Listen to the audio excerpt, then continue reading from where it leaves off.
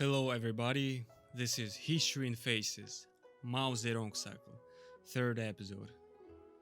Despite the fact that the Japanese were launching full-scale hostilities at that time, Chiang Kai-shek didn't abandon the idea of the complete destruction of communists. All this aroused the indignation of the masses. People didn't understand such an opposite policy. In the end, Chiang Kai-shek was arrested by generals and forced to accept conditions, under which Kuomintang ceases hostilities with CPC and creates a united front against Japan. By the mid-30s, the Japanese armed forces were at the level of the developed capitalist countries. The production of weapons and all military equipment grew exponentially. Great attention was paid to physical preparation and morale. The soldiers were ready to go to the last, dying for the emperor. Their army was brought up in the spirit of extreme cruelty to their opponent.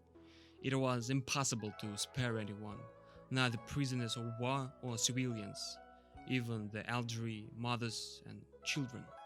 The armed forces of China, on the contrary, were in terrible condition.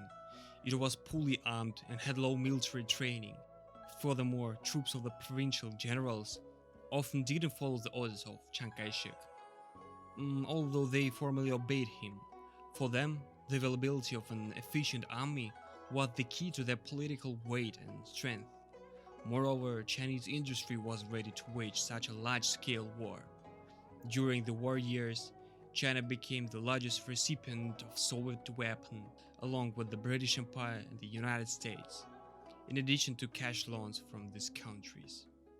But due to internal contradictions between the governors, a poor material base and low training of soldiers, Chinese often faced huge problems.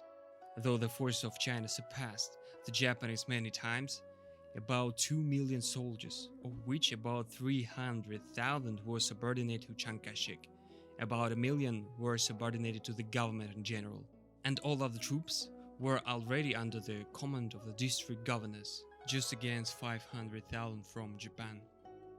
Because of that, Japan wanted to wage a lightning war aimed at destroying the Chinese army and concluding profitable agreements with the government of Chiang Kai-shek.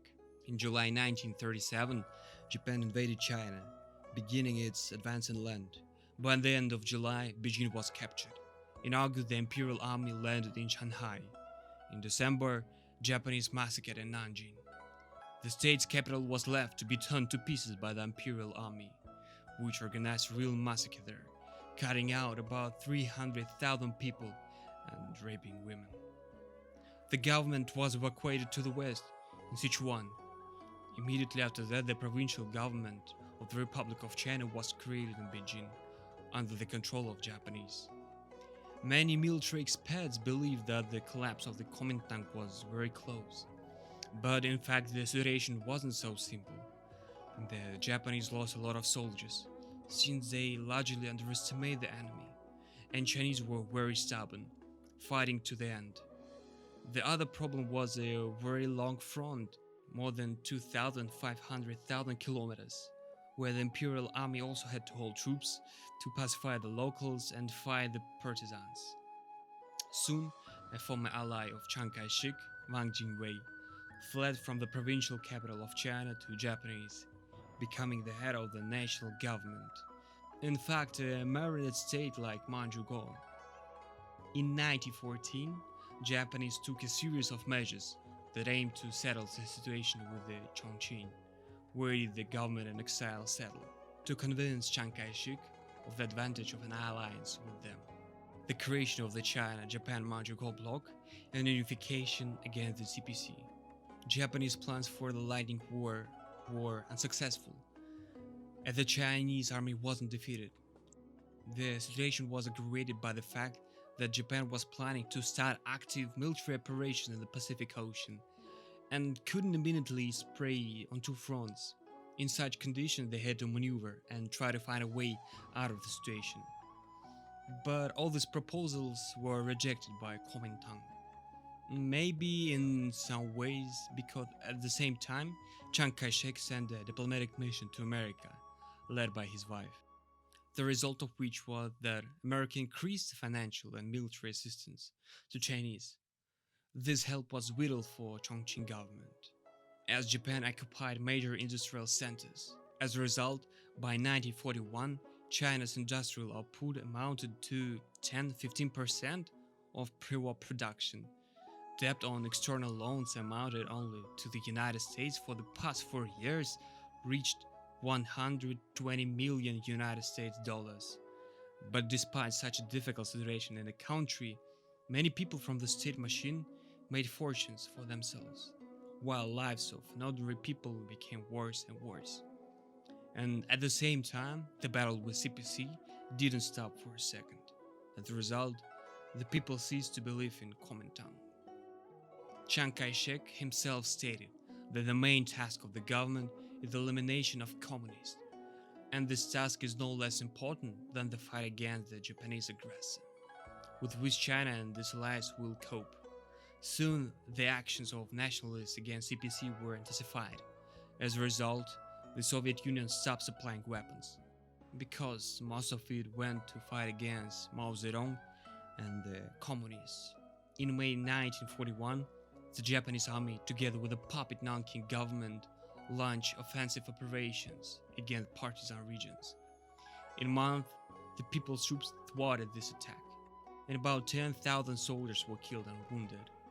In the summer of 1941, a new round of diplomatic relations with the Chongqing government began, but all these attempts failed miserably.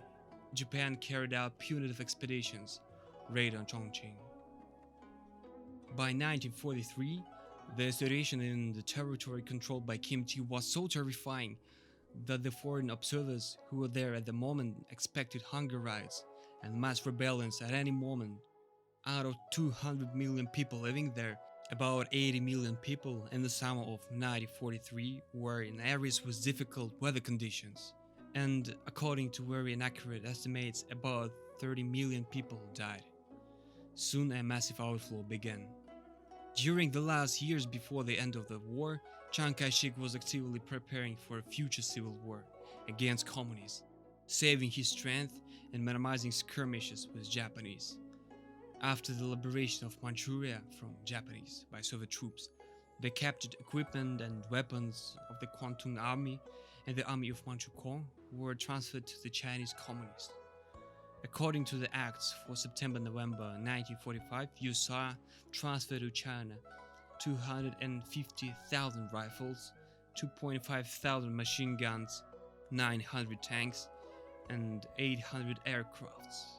However, despite an advantage in material and number of soldiers, which total about 4 million of nationalists against 1.2 million of communists in 1945, the Nationalist Army was unable to complete any of the planned operations against People's Liberation Army in the north. As a result of the fighting for the next 3 months, in July-September 1946, the Kuomintang Army lost a huge number of soldiers, about 430,000 people, and a large number of officers. A lot of Kuomintang soldiers went over to the People's Liberation Army of China. In the fall of 1946, the Kuomintang took all measures to correct the catastrophic situation. With the help of the United States, all debts to the officers, about 12 million United States dollars, were paid. More and more aircrafts and tanks came from the ally. Soon, another offensive operations were launched with the aim of decapitating the Communist army.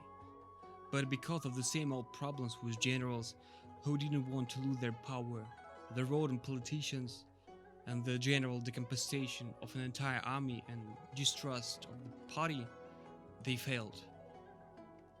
On the contrary, the People's Liberation Army of China entered into fierce battles from December 1947 until mid-January 1948. By the fall of 1948, the size of the People's Army reached 2.9 million, while the Kuomintang Army numbered 3.6 million. The PLA launched 3 most powerful offensive operations against the KMT. About 1.5 million soldiers of the Chiang Kai-shek army were eliminated. By the time of the founding the People's Republic of China on October 1st, 1949, the PLA have defeated most of the Kuomintang troops as a result of precise and well-balanced attacks. The remaining fragmented army units retreated to the south. Some of them crossed to Taiwan. one of the bloody civil wars ended. In the mainland China, the construction of a new society began under the leadership of Mao Zedong.